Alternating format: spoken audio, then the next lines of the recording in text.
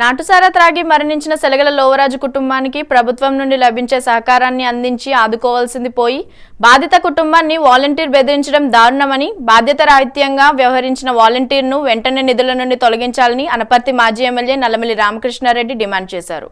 అనపర్తి బాబానగర్లో ఇటీవల నాటుసారా త్రాగి మరణించిన సెలగల లోవరాజు కుటుంబ సభ్యుల ఇంటికి వాలంటీర్ ఆమె భర్త వెళ్లి డెత్ సర్టిఫికేట్, బీమా, ఇతర సహకారం పొందాలంటే నేకూరి అబ్రహం కాలు పట్టుకొని బ్రతిమలాడాలని, లేని ఎడల ప్రభుత్వం నుండి తమకు రావాల్సిన బీమా సహకారాన్ని రానివ్వకుండా చేస్తామని బెదిరించినట్లు బాధిత కుటుంబ సభ్యులు ఆరోపించారు.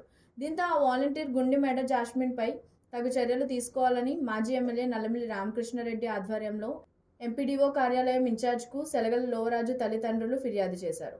ప్రభుత్వం నుండి రావాల్సిన సహకారాన్ని ఇప్పించవలసిందిగా కోరారు. ఈ సందర్భంగా మాజీ ఎమ్మెల్యే మాట్లాడుతూ, ఒక బాధ్యతాయుతమైన విధులు నిర్వర్తిస్తున్న వాలంటీర్ బాధ్యతారాహిత్యంగా వ్యవహరించడం దారుణమని మండిపడ్డారు.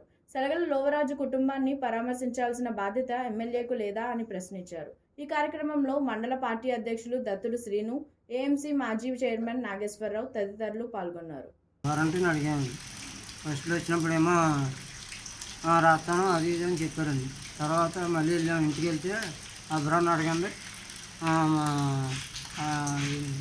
ఈ పేటకు సంబంధించింది అతనే కదా, అతను ఏదో బతిమాలుకుంటే మీకు బేగ వచ్చేద్ది, నేను పెడితే మరి నెల 15 రోజులు పడుతుంది, ఆయన పెట్టుకుంటే బేగ అయిపోద్ది, ఇలా కాళ్ళు నట్టుకోండి ఏదో చేయాలి కానీ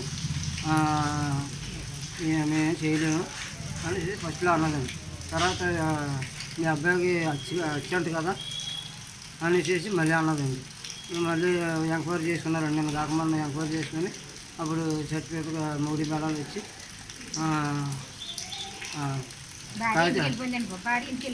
అక్కడ ఆయన గారు ఈయన కేకేసి అబ్రం కాళ్ళు పెట్టుకోండి, మీ సర్టిఫికేట్ బేగ వచ్చేస్తుంది, మీ సర్టిఫికేట్ బేగ వచ్చేస్తుంది, ఆయన కాళ్ళు పెట్టుకుని బతులాడండి, మీ ఇద్దరే వెళ్ళి ఇది ఎవరికి మళ్ళీ నేను చెప్పారని కూడా చెప్పక అన్నారండి బాబు. ఆయన అబ్రహం సార్, అబ్రహం అదే వారంటీ అలా ఆయన సార్, అబ్రహం కాళ్ళు పెట్టుకోవాలండి సార్. మా ఇద్దరం వెళ్ళి వాళ్ళ భార్య భర్తలు కాళ్ళు పెట్టుకుంటే మా ఇద్దరం వెళ్ళి ఆ సర్టిఫికెట్ వచ్చేలాగా డబ్బులు వచ్చేలాగా చూస్తారంటే బాగుంది. వైఎస్ఆర్సీపీ ప్రభుత్వం వచ్చిన తర్వాత వైఎస్ఆర్సీపీ కార్యకర్తలు అదేవిధంగా అధికారులు ఆగడాలు పెచ్చుమీరిపోవడానికి ఇవాళ అనపర్తిలో జరిగిన సంఘటన ఉదాహరణ. మరి ఏదైతే సెలగల లోవరాజు అనే ఒక యువకుడు 20వ తారీఖున అనపర్తి గ్రామంలో నాటుసారా తాగి మరణించడం జరిగింది. ఆ నాటుసారా అమ్మే వ్యక్తి ఎవరైతే ఇప్పుడు ఆ తండ్రి, ఆ చనిపోయిన లోవరాజు తండ్రి దేవుడు, అదేవిధంగా తల్లి మరియమ్మ ఇద్దరు జరిగిన విషయాల్ని మీడియా ముందు చెప్పడం జరిగింది.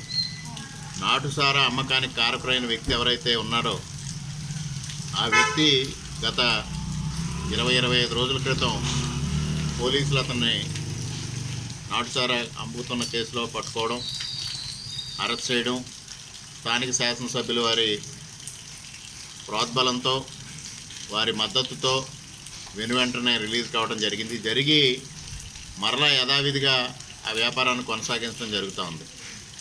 అతను కొనసాగిస్తున్న వ్యాపారానికి ఇవాళ ఒక యువకుడు, దళిత యువకుడు బలైపోవడం జరిగింది.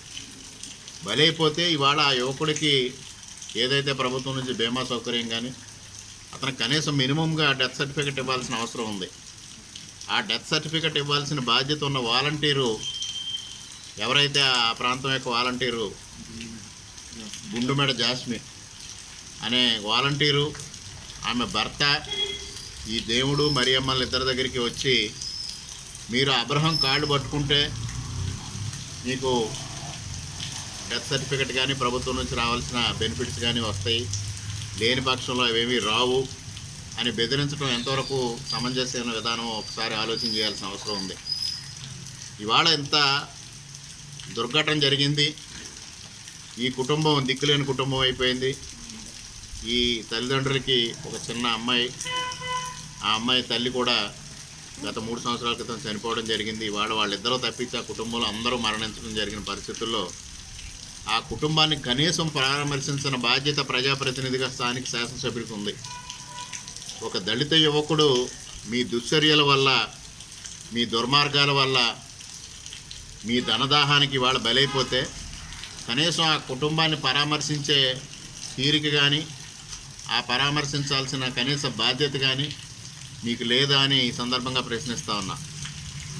ఎంతసేపు ఎదుటి వ్యక్తుల మీద బురద జల్లే కార్యక్రమం, ఎదుటి వ్యక్తులని టార్గెట్ చేసుకునే విధానమే తప్పించి నియోజకవర్గంలో ఒక దళిత కుటుంబం అన్యాయం అయిపోతే ఆ కుటుంబాన్ని పరామర్శించాల్సిన బాధ్యత లేదా?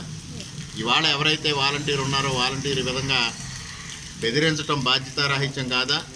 ఒక ప్రైవేటు వ్యక్తికి వెళ్ళి వాళ్ళు సలాం కొట్టి వాళ్ళ కాళ్ళు పట్టుకుంటే తప్పించి ప్రభుత్వం నుంచి రావాల్సిన బెనిఫిట్స్ రావని ఒక వాలంటీరు, గ్రామ వాలంటీరు బెదిరిస్తూ ఉంటే ఇవాళ సమాజం ఏమైపోయిన పరిస్థితి, వాళ్ళ అధికారులు ఏం చేస్తున్న పరిస్థితి, దీనిపైన వాళ్ళు వాళ్ళ బాధను వెళ్ళబోసుకుంటే ఇప్పుడు ఎండిఓ గారికి కంప్లైంట్ ఇవ్వడానికి రావడం జరిగింది.